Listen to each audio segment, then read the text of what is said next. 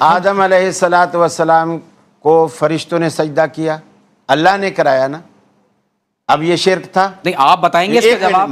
میں کہہ رہا ہوں اس وقت یہ شرک نہیں تھا۔ اس وقت شرک ہمیشہ شرک ہوتا ہے، اس غلط فہمی کو قاری صاحب دور کر لیجئے، شرک ہمیشہ شرک ہوتا ہے۔ یعنی آپ نے کتنا غلط لفظ بولا کہ اس زمانے میں شرک نہیں تھا، یعنی سجدہ اس زمانے کی بات نہیں کر رہا، شرک نہیں تھا اس وقت شرک، اور آج شرک ہو جائے گا، آج شرک ہے۔ یعنی اگر اس لیے کہ اب اللہ نے آدم کو بھی سجدہ حرام نہیں، کہ اللہ تعالیٰ نے جو اس وقت فرشتوں سے کہا کہ سجدہ کرو، تو میں نے کہا اس وقت فرشتوں کا یہ عمل شرک نہیں تھا، چونکہ وہ اللہ کی اطاعت میں تھا۔ اب اگر کوئی کرے گا تو وہ اللہ کی نافرمانی میں ہے۔ سجدہ کرنا شرک ہے یا نہیں ہے؟ جب اللہ کہے تو شرک کے ساتھ سوال سن لیجئے کہ شرک ہمیشہ شرک ہوتا ہے یا نہیں ہوتا؟ ہمیشہ ہوتا ہے۔ تو اللہ تعالیٰ کے اذن سے بھی شرک ہوتا ہے کیا؟ اللہ تعالیٰ جو کہے وہی حق ہے، اللہ شرک کا حکم دیتا ہے، اللہ جو کہے، اللہ شرک کا حکم دیتا ہے، نعوذ باللہ من ذالک کا حکم دیا نا۔ دیکھیں شرک کے بارے میں سمجھنی چاہیے کہ شرک کا بنیادی مطلب یہی ہے کہ اللہ کی ذات میں، اللہ کی صفات میں کسی کو شریک کیا جائے۔ مثال کے طور پر ما فوق الاسباب، کوئی بھی امداد اگر آپ اللہ، ایک تو ہے نا مثال کے طور پر کوئی آدمی آپ کے سامنے کھڑا، آپ اس کو کہتے ہیں مجھے پانی پلا دیں، ٹھیک ہے، یا آپ اس سے مدد مانگ رہے ہیں، لیکن یہ ایک سبب کے درجے میں، وہ آپ کے سامنے، آپ کو پتا ہے بھائی کوئی بھی آدمی ڈاکٹر ہے، وہ آپ کا علاج کرتا ہے، انجینئر نقشہ بناتا ہے، یہ سارے مسئلے مسائل لوگوں کے حل کر رہے ہوتے ہیں۔ ایک ہوتا ہے ما فوق الاسباب، کسی سے مدد مانگنا، کہ یہ کوئی، اس کے پاس کوئی اتھارٹی ہے، اس کے پاس کوئی اختیار ہے کہ یہ مجھے رزق دے سکتا ہے، اولاد دے سکتا ہے۔ قرآن کریم میں اللہ تعالیٰ نے رسول اللہ صلی اللہ علیہ وسلم کو فرمایا کہ اے پیغمبر آپ کہہ دیجئے لا املک لنفسی ضرا ولا نفع، آپ ان کو کہہ دیجئے کہ میں اپنے نفع نقصان کا مالک بھی نہیں ہوں۔ اور ایک آیت میں اللہ نے فرمایا قل لا املک لکم ضرا ولا رشدا، اے پیغمبر آپ ان سے کہہ دیجئے کہ میں تمہارے لیے کسی نفع نقصان کا مالک نہیں ہوں۔ اب ما فوق الاسباب جب اللہ کے علاوہ کسی سے مدد مانگی جاتی ہے، جو ہم سورہ فاتحہ میں پڑھتے ہیں ایاک نعبد و ایاک نستعین، اس کا کیا ترجمہ ہے؟ اس کا ترجمہ یہ نہیں ہے کہ ہم تیری عبادت کرتے ہیں اور تجھ سے مدد مانگتے ہیں، اس کا ترجمہ یہ ہے کہ ہم تیری ہی عبادت کرتے ہیں، ہم صرف تیری عبادت کرتے ہیں اور صرف تجھ سے مدد مانگتے ہیں۔ تو مدد مانگنے کا مانگ رہے ہوتے ہیں تو وہ اسی ذیل میں ہوتا ہے نا۔ میں نے یہی عرض کیا کہ انڈیپینڈنٹ ایجنٹ تو کوئی بھی نہیں سمجھ رہا ہوتا کسی بھی انسان کو، اگر بس وہ ڈیپینڈ کرتا ہے۔ بعض لوگ ایسے ہیں، ظاہر ہے میں نے عرض کیا نا کہ اس زمانے میں جو مشرکین تھے وہ کیا کہتے تھے؟ وہ یہ کہتے تھے کہ اللہ تعالیٰ نے ان بتوں کو اختیارات دیے ہیں، اور ایسے اختیارات ہیں کہ ہم ان کی عبادت کریں گے، پھر یہ ہمیں اللہ کی بارگاہ میں ہماری سفارش کریں گے۔ اس میں ایک دو آیتوں کو جوڑ رہے ہیں آپ، کبھی انبیاء کا ذکر کرتے ہیں اور پھر آپ بتوں کا تذکرہ شروع کر دیتے ہیں۔ تو نبی جو بت پرستی سے بچانے والے ہیں، اور وہ بت جو نعوذ باللہ خدا کی طرف بلانے کے بجائے شرک کی طرف بلانے والے ہیں، ان دونوں آیات کو آپ الگ رکھ کے ڈسکرائب کریں، دونوں چیزیں مکس اپ ہو رہی ہیں۔ تو اس میں میری التماس یہ ہوگی کہ جب آپ انبیاء علیہ السلام کا ذکر کر رہے ہیں اس کو آپ الگ ذکر کیجئے، اور جب آپ بتوں کا ذکر کر رہے ہیں ان کو آپ الگ ذکر کیجئے۔ اور ہمارا موضوع توحید ہے، شرک کی نفی ہے۔ انبیاء علیہ السلام نعوذ باللہ من ذالک، ان کے قریب جانا وہ شرک کی طرف نہیں لے جاتا، نبی کی بارگاہ میں پہنچنا ہی انسان کو توحید کی طرف لے جاتا ہے۔ یہی تو انبیاء والی آیات کو الگ کر دیں اور شرک اور بتوں والی آیت کو الگ کر دیں، تاکہ ہمارے لیے بھی آسانی ہو جائے گفتگو کرنے میں۔ میں یہی عرض کر رہا ہوں، دیکھیں انبیاء تو ظاہر ہے کہ دنیا میں آتے اس لیے کہ لوگوں کو شرک سے بچائیں، لیکن دنیا میں ایسے لوگ موجود ہیں جنہوں نے حضرت عیسیٰ علیہ السلام کو خدا مانا یا نہیں مانا، اور وہ حضرت عیسیٰ علیہ السلام سے محبت کا دعویٰ کرتے ہیں یا نہیں کرتے۔ تو حضرت عیسیٰ علیہ السلام نے تو شرک سے روکا تھا، قرآن کریم میں آتا ہے نا قیامت کے دن اللہ حضرت عیسیٰ علیہ السلام سے پوچھیں گے کہ بھائی کیا تم نے ان کو حکم دیا تھا شرک کا؟ تو حضرت عیسیٰ علیہ السلام فرمائیں گے کہ آپ اپنے بندوں کو زیادہ جانتے ہیں، میں نے تو ان کو شرک کا حکم نہیں دیا۔ رسول اللہ صلی اللہ علیہ وسلم نے بھی یہی ارشاد فرمایا۔ اب ظاہر ہے کہ انبیاء تو دعوت توحید کی دیتے ہیں، بعض اوقات یہ ہوتا ہے کہ کوئی غلو میں آ کر اگر نبی کو وہ سٹیٹس دینا شروع کر دے جو اللہ کا ہے، جب جیسے عیسائیوں نے اللہ کا بیٹا بنایا، ثالث ثلاثہ کا جو ان کا عقیدہ ہے، یہی وہ چیز ہے رسول اللہ صلی اللہ علیہ وسلم نے جو ارشاد فرمایا کہ لا تطرونی کما اطرت النصارى المسیح ابن مریم، کہ میری تعریف میں ایسا مبالغہ مت کرو جیسا عیسائیوں نے حضرت عیسیٰ کی تعریف میں مبالغہ کیا، اور جب میرے بارے میں بات کہو تو کہا کرو عبداللہ و رسولہ، کہ میں اللہ کا بندہ ہوں اور اللہ کا رسول ہوں. تو مقصد یہ جو بتوں کا اور یہ جو تذکرہ کیا گیا وہ اس سینس میں کہ اگر کوئی پیغمبر کی عبادت کرتا ہے, اگر کوئی پیغمبر کو معبود سمجھتا ہے تو وہ بھی مشرک ہے, اگر کوئی کسی بت کو معبود سمجھتا ہے تو وہ بھی مشرک ہے. اس کا ہرگز معاذ اللہ یہ مطلب نہیں ہے کہ کسی پیغمبر نے معاذ اللہ شرک, پیغمبر تو آئے دنیا میں عقیدہ توحید کی دعوت دینے کے لیے ہیں, کوئی بھی اللہ رسول اکرم صلی اللہ علیہ وسلم کو عبادت کی حیثیت سے تو اس کا پس منظر ہے کہ اب اللہ کے علاوہ جس کو بھی معبود بنایا جائے گا وہ شرکی ہو. دیکھیے جو ابھی شرک اور توحید کے حوالے سے بات ہوئی, میں سمجھتا ہوں کہ اس میں دو چیزوں کی وضاحت ضروری ہے. آپ دیکھیے کہ قرآن مجید کی یہ آیت مبارکہ کہ الا لیقربونا الی اللہ زلفی, کہ جن بتوں کی نعوذ باللہ من ذالک مشرکین پوجا کر رہے تھے, تو انہوں نے قرآن مجید میں یہ بات رپورٹ کی گئی ہے کہ انہوں نے کہا کہ ہم ان کی عبادت صرف اس لیے کر رہے ہیں کہ یہ ہمیں اللہ تعالیٰ کے قریب کر دیں گے. تو اس کانٹیکسٹ میں جب ہم قرآن مجید کی یہ آیات مقدسہ جن میں نبی کریم صلی اللہ علیہ وآلہ وسلم کے بارے میں بھی اللہ تعالیٰ کا یہ فرمان کہ قل لا املک لنفسی نفعا ولا ضرا الا ما شاء اللہ, تو کائنات میں کوئی چیز ایسی نہیں ہے کہ جس کا انسان از خود مالک ہو جائے. کائنات کا کوئی فرد کسی کو ذاتی حیثیت میں نہ نفع پہنچا سکتا ہے اور نہ نقصان پہنچا سکتا ہے الا ماشاء اللہ. لیکن جب اللہ تبارک و تعالیٰ کا اذن ہو جاتا ہے تو پھر یقینی نفع پہنچاتے ہیں. اس لیے قرآن مجید میں کہا گیا وَأَمَّا مَا يَنْفَعُ النَّاسَ فَيَمْكُثُ فِي الْأَرْضِ, کہ جو لوگوں کو نفع دیتا ہے, جو چیز لوگوں کے لیے نفع بخش ہوتی ہے وہ زمین میں قائم رہتی ہے. خیر الناس من ينفع الناس, تو ظاہر ہے کہ کائنات میں کوئی بھی شخص, جیسے میں بھی گفتگو کر رہا ہوں تو میں اس کا مالک نہیں ہوں, یہ قوت مجھے اللہ تبارک و تعالیٰ نے عطا فرمائی ہے. اب آپ دیکھیے کہ اللہ تعالیٰ خود حضرت سیدنا سلیمان علیہ السلام کے بارے میں فرماتا ہے کہ آپ نے دعا فرمائی کہ قال رب اغفر لی وہب لی ملکن, اے اللہ مجھے ایسی بادشاہت عطا فرما کہ لا ينبغی لاحد من بعدی, کہ میرے بعد ایسی بادشاہت کبھی کسی کو نصیب نہ ہو. اب آگے اللہ تعالیٰ کیا فرماتا ہے فسخرنا لہ الریح تجری بامرہ, ہم نے ہواؤں کو سلیمان علیہ السلام کے تابع کر دیا, وہ ہوائیں ان کے حکم سے چلتی تھیں. اب یہاں مراد کیا ہے کہ وہ اللہ تعالیٰ نے ان کو عطا فرمایا, اور اسی لیے اس آیت میں آگے جا کر کیا کہا گیا ھذا عطاؤنا, سلیمان علیہ السلام کو جو کچھ عطا ہو رہا ہے فرمایا یہ از خود اس کے مالک نہیں ہو گئے, یہ اللہ تعالیٰ کی طرف سے ان کو چیزیں عطا ہو رہی ہیں. فرمایا فمنن, اب آپ چاہیں تو اس عطا میں جس پر احسان کریں اسے بھی عطا کر دیں, او امسک بغیر حساب کر رکھیں.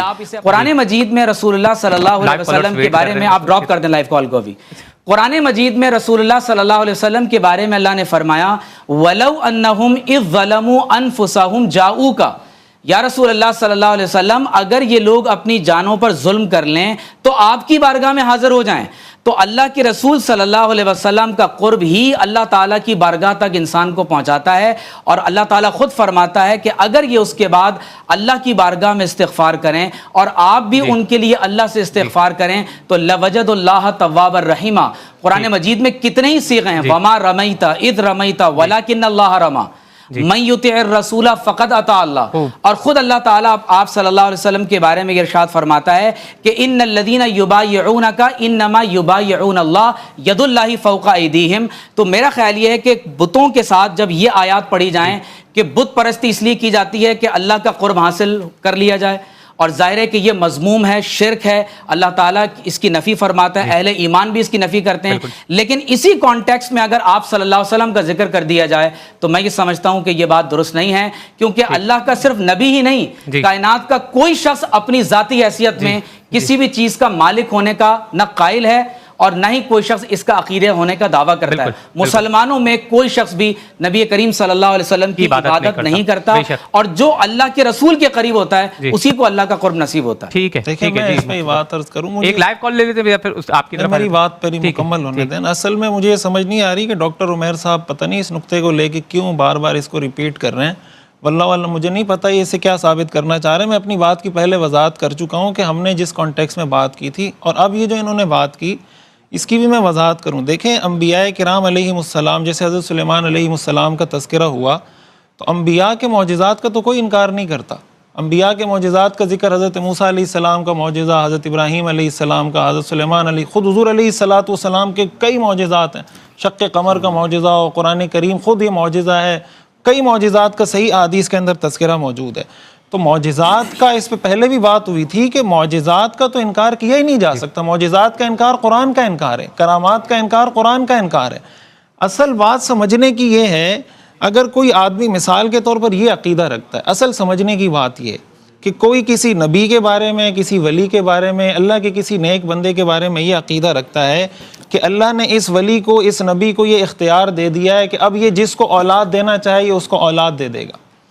اب یہ بات تو ٹھیک ہے کہ اللہ کے انبیاء نے جو کام کیے وہ اللہ کے اختیار دینے سے ہی کیے، لیکن اب اگر اس کی بنیاد پہ کوئی یہ عقیدہ رکھتا ہے کہ اللہ نے مستقل یہ اختیار سونپ دیا ہے کسی ولی کو، کسی غوث کو، کسی پیغمبر کو، اب اولاد دینا اس کا کام ہے، رزق دینا اس کا کام ہے، عزت دینا، ذلت دینا اس کا کام ہے. اب اگر اس کو اس چیز سے جوڑا جائے کہ سلیمان علیہ السلام کے بارے میں آتا ہے کہ ان کے حکم سے ہوا چلتی تھی، ان کے حکم سے ہوا چلنے کا مطلب یہ ان کا معجزہ تھا، لیکن کیا کسی اور پیغمبر کے حکم سے بھی ہوا چلتی تھی؟ ایسی کوئی روایت شرک تو نہیں ہوا نا. دیکھیں عیسیٰ علیہ السلام نے مردوں کو زندہ کیا. میری بات مکمل ہونے دیں. محیی اور ممید کون ہے؟ اللہ تعالیٰ ہے. میری بات عیسیٰ علیہ السلام اللہ کے اذن سے مردہ زندہ کر رہے ہیں. میری بات مکمل ہونے دیں نا. اسی طرح تو مطلب جو معجزات ہیں، میں بار بار یہ بات عرض کر رہا ہوں کہ ایک ہے کہ اللہ تعالیٰ نے کسی معجزے کا، کسی کرامت کا ذکر کر دیا کہ ہم نے یہ معجزہ کسی کے ہاتھ سے ظاہر کیا. یہ بات جو کی جاتی ہے نا، اصل جو مسئلہ پیدا ہوتا ہے وہ اس سے پیدا ہوتا ہے کہ ہمارے ہاں بعض لوگوں کا، میں سب کی بات نہیں کر رہا، بعض ایسے لوگ موجود ہیں جن کے یہ خیالات ہیں، جن کے یہ عقائد ہیں کہ اللہ تعالیٰ نے یہ اختیارات فلاں ولی کو یا پیغمبر کو یا بزرگ کو یا کسی شیخ کو دے دیے. اب وہ لوگوں کو، اب وہ جا کے اس سے اولاد مانگ رہے ہیں، وہ جا کے اس سے جناب عزت ذلت مانگ رہے ہیں، قبروں پہ جا کے سجدے کر رہے ہیں. طرح طرح کی ایک سوال، لائٹر موڈ میں ایک سوال ہے، اگر اللہ یہ اختیار کہ بارش برسانی ہے کسی فرشتے کو دے دے تو شرک ہو جائے گا؟ نہیں، اللہ نے دے دیے تو ہمیں کوئی انکار نہیں ہے. شرک ہو جائے گا؟ مگر اس کے لیے دلیل، میرا کوشچن ہے کیا شرک ہو جائے گا؟ میں یہی عرض کر رہا ہوں وہ اختیار اللہ نے فرشتوں کو دیا تو اس کا ذکر اللہ نے قرآن میں کر دیا. دینے سے کیا شرک ہو جاتا ہے؟ اچھا اس کے باوجود اللہ کے نوکر بن کے تو کیا شرک ہو جاتا ہے؟ سوال اتنا سا ہے. دیکھیں قاری صاحب، سوال یہ کیا شرک ہو جائے گا؟ یہ تو عین توحید ہے. اس اختیار اگر کسی نبی کو بھی دے دے تو اس سے بھی شرک نہیں ہوتا، وہ بھی تو ٹھیک ہے، لیکن اگر کہیں سے ثابت ہو کہ اللہ نے یہ اختیار کسی کو دے دیا تو کوئی ایشو نہیں ہے. آپ ثابت کرنا چاہ رہے ہیں اللہ کے حکم کو اور پھر عمل کرنا چاہ رہے ہیں اپنی. بس ہماری التماس یہ ہے کہ حضور کے ساتھ، حضور کی محبت، حضور کے قرب کے ساتھ شرک کا لفظ استعمال نہ کیا جائے. الحمدللہ عاشق رسول ہیں، ظاہر ہے کہ ہم یہی کلمہ پڑھتے ہیں جو کلمہ آدم علیہ السلام کو فرشتوں نے سجدہ کیا، اللہ نے کرایا نا. اب یہ شرک تھا؟ نہیں، آپ بتائیں گے اس کا جواب، ہم تو آپ سے پوچھنا چاہتے ہیں. میں کہہ رہا ہوں اس وقت یہ شرک نہیں تھا. اس وقت شرک ہمیشہ شرک ہوتا ہے. اس غلط فہمی کو قاری صاحب دور کر لیجئے، شرک ہمیشہ شرک ہوتا ہے. اللہ تعالیٰ کے حکم کی اطاعت کرنا اس کو بھی یعنی آپ نے کتنا غلط لفظ بولا کہ اس زمانے میں شرک ہو بات نہیں کر رہا میں، یہ کہہ رہا ہوں یہ عمل اس وقت شرک نہیں تھا، اس وقت شرک اور آج شرک ہو جائے گا. آج شرک ہے. یعنی اگر اس لیے کہ اب اللہ نے کہا کہ میرے علاوہ آدم کو بھی سجدہ حرام. نہیں، سجدہ تعظیمی اگر کسی کو کیا جائے گا وہ شرک ہو جائے گا. اب آپ نے گنجائش نکالی نا. نہیں، گنجائش نہیں حضرت. یعنی ایک طرف تو آپ یوسف علیہ السلام کو سجدہ ہوا سخت ہو گئے، موحد بن رہے ہیں کہ اللہ تعالیٰ نے جو اس وقت فرشتوں سے کہا کہ سجدہ کرو، تو میں نے کہا اس وقت فرشتوں کا یہ عمل شرک نہیں تھا کیونکہ وہ اللہ کی اطاعت میں تھا. اب اگر کوئی کرے گا تو وہ اللہ کی نافرمانی میں ہے. سجدہ کرنا شرک ہے یا نہیں؟ تو شرک نہیں. اچھا، یہ کیا بات ہوئی؟ یہ کیا بات ہوئی؟ اللہ نے اپنے حکم سے شرک کروایا، یہ کہنا چاہ رہے ہیں مقصد ہے آپ؟ یہ کہنا چاہ رہے ہیں نہیں، سوال یہ ہے کہ اگر زندگی کا مقصد اللہ کی اطاعت، جہاں اللہ کہے گا اس وقت یہ کرو، تحمل کے ساتھ، وہی عبادت ہے. ساتھ سوال اور جب اللہ کہے گا نہیں کرو اس وقت نہ کرنا. میرے خیال سے نہیں، لفظی نظام نہیں ہے، تحمل کے ساتھ سوال سن لیجئے کہ شرک ہمیشہ شرک ہوتا ہے یا نہیں ہوتا؟ ہمیشہ ہوتا ہے. تو اللہ تعالیٰ کے اذن سے بھی شرک ہوتا ہے کیا؟ اللہ میں دین کیا ہے؟ وما آتاکم الرسول فخذوہ، دین کیا ہے؟ وما نہاکم عنہ فانتہوا. اللہ تعالیٰ جو کہے وہی حق ہے. اللہ شرک کا حکم دیتا ہے، اللہ جو کہے. اللہ شرک کا حکم دیتا ہے. نعوذ باللہ من ذالک، استغفر اللہ. اللہ تعالیٰ نے شرک کا حکم نہیں، سجدے کو آپ حرام کر دیں گے. سمجھ نہیں رہے آپ، بات کوئی نہیں سمجھ رہے. میں یہ کہنا چاہ رہا ہوں کہ اللہ تعالیٰ نے فرشتوں سے کہا سجدہ کرو. وَإِذْ قُلْنَا لِلْمَلَائِكَةِ اسْجُدُوا لِآدَمَ، سجدہ کرو آدم کو. اور آج غیر اللہ کا سجدہ حرام ہے کہ نہیں ہے؟ حرام اور ہے، شرک میں نہیں ہے فرق نا۔ ہوتا ہے نا قاری صاحب، یہ نہیں سمجھ رہے آپ۔ یہ حرام ہے نا۔ نیا مذہب آ گیا، نیا مذہب نہیں ہے، سجدہ اس وقت بھی حرام تھا، آج بھی حرام حرام ہے۔ کل بھی حرام ہے، مگر- قیامت تک حرام۔ ولید دیکھیں اس کی حلت غیر اللہ کے لیے آپ ثابت نہیں ولید کریں۔ کنفیوژن کہاں ہو رہی ہے؟ دیکھیں جی۔ سجدہ کرنا ہماری شریعت میں حرام ہے، جی۔ قرآن مجید میں سورہ یوسف میں ہے کہ حضرت یوسف علیہ السلام کو ان کے والدین کریمین نے اور ان کے 11 بھائیوں نے سجدہ کیا، تو بھائی ہماری شریعت میں اب سجدہ کرنا حرام کر دیا گیا۔ اور یاد رکھ لیں یہ کنفیوژن قاری صاحب دور کریں اب یہ کہ شرک ہر دور میں شرک ہوتا ہے۔ نہیں، یہ مثال آپ یہ کی خود ایسا نہیں اپنے ہے۔ موقف کے خلاف ہے حضرت یوسف علیہ۔ بتائیے کیسے؟ چونکہ آپ نے کہا کہ کسی بھی دور میں یہ اجازت نہیں دی گئی کہ وہ بندہ شرک کر لے۔ جی۔ اب آپ خود کہہ وہ رہے ہیں سجدہ یوسف تعظیمی علیہ ہے نا، السلام، وہ یوسف تعظیم علیہ کا وہ سجدہ السلام سجدے کو شرک نہیں سمجھتے اصل وہ میں۔ تعظیم کا سجدے سجدہ کو ہو رہا ہے۔ شرک- اور میں یہاں پہ آپ اتنی کی شریعت شریعت کیوں ڈالی؟ قاری صاحب میں آپ نہیں نے ہے۔ تھوڑا جذباتیت میں غلط بات کہہ دی کہ نہ اللہ میں نے نے شرک کوئی کرنے غلط کا بات حکم نہیں دیا، کی۔ یہ میرے خیال ہے یہ بات ٹھیک نہیں ہے۔ میں غلط بات نہیں کہہ رہا اچھا۔ اور معذرت بھی نہیں کروں گا۔ اچھا آپ یہ کہہ رہے بالکل صحیح ہیں، آپ بات یہ کہہ رہے ہیں کہ اللہ نے نہیں، شرک کرنے کا حکم دیا۔ اللہ نے اچھا، سجدہ یہ کرنے نہیں کا ہے صاحب نا آپ کی یہ بات سمجھ میں آ گئی ہے۔ اللہ کے بندے، آپ یہ آپ بات اپنے مائنڈ میں غلط اچھا، کہہ رہے ہیں۔ آپ وضاحت کر اور دیں آپ اب کیا آپ کہنا چاہ رہے اپنے ہیں۔ الفاظ مجھ سے اچھا کہلوانا آپ بتا چاہتے دیں آپ کیا کہنا چاہ رہے ہیں۔ میں یہی کہنا چاہ رہا ہوں کہ اللہ تعالیٰ نے جب فرشتوں کو کہا کہ آدم کو سجدہ کرو، اس وقت کرنا عبادت تھا۔ شیطان کو بھی کہا کہ کر، اس نے نہ اچھا کیا۔ غیر اللہ کو سجدہ کرنا شرک اب ہے یا سن، نہیں؟ میری بات تو پوری ہونے دینا۔ شیطان کو بھی وہی کہا جو فرشتوں سے کہا، ایگریڈ۔ شیطان نے نہیں کیا، وہ نافرمانی میں آیا۔ حالانکہ شیطان نے آگے جملے ایسے کہے، یہ میں تو آگ سے بنایا گیا ہوں، یہ تو مٹی والا ہے، مٹی والا کے آگے آگ والا جھک کے، یعنی اس نے اپنی تنقید سمجھی۔ فرشتوں نے کوئی بحث نہیں کی، جیسے اللہ نے کہا فوراً جھک گئے۔ یعنی اسلام کہتے اسے ہیں، ادھر حکم خدائی ہو، ادھر گردن یعنی جھکائی اگر ہو۔ شیطان مشرک نہیں ہے، کوئی بات ہی قاری نہیں۔ صاحب شیطان مشرک نہیں ہوا، اس نے نافرمانی کی ہے، سن، اس نے تکبر کیا، اس کو کہیں یہ بولا کہ مشرک ہے وہ، آپ کا خدا کے ساتھ کسی اور کو ٹھہراتا ہے کیا؟ شیطان مشرک نہیں تو پھر دنیا میں کوئی بھی مشرک نہیں، نہیں۔ اس کو مشرک کہاں ٹھہرایا گیا؟ قاری صاحب آپ سے آپ اس کو نافرمانی ٹھہرایا گیا، اس کو متکبر کہا قاری گیا ہے، صاحب میں آپ مگر سے اس کو مشرک ولید میں کہاں آپ کو عرض ٹھہرایا کروں، گیا؟ دیکھیں قاری صاحب کو کنفیوژن کہاں ہو رہی ہے؟ جب اللہ تبارک و تعالی سجدہ کرنے کا حکم دے رہا ہے، آپ کعبے کی ڈائریکشن میں سجدہ کرتے ہیں، کعبہ کو سجدہ نہیں کر رہے ہوتے۔ ٹھیک ہے۔ اللہ تبارک و تعالی کو سجدہ کرنا یہی عبودیت کا تقاضا ہے۔ غیر اللہ کو ٹھیک سجدہ ہے۔ عبادت کے لیے ہوگا تو شرک ہوگا، تعظیم کے لیے ہے تو شرک نہیں ہے۔ نعوذ باللہ من ذالک۔ قاری صاحب تعظیم کے لیے ہے تو شرک نہیں۔ آپ رک جائیے قاری صاحب، یہ کیسے پاسبل ہے کہ اللہ تعالیٰ شرک کرنے کا حکم یوسف علیہ السلام کو دے، یعقوب علیہ السلام کو دے، تمام فرشتوں سے شرک کروائے؟ میرا خیال ہے کہ ہمیں تھوڑی سی جو ہے وہ اس بارے میں عقل کرنی چاہیے۔ تعظیم و توقیر وتعزروہ وتوقروہ، صحابہ نے ہمیشہ کیا کہا ہے؟ اللہ و رسولہ عالم۔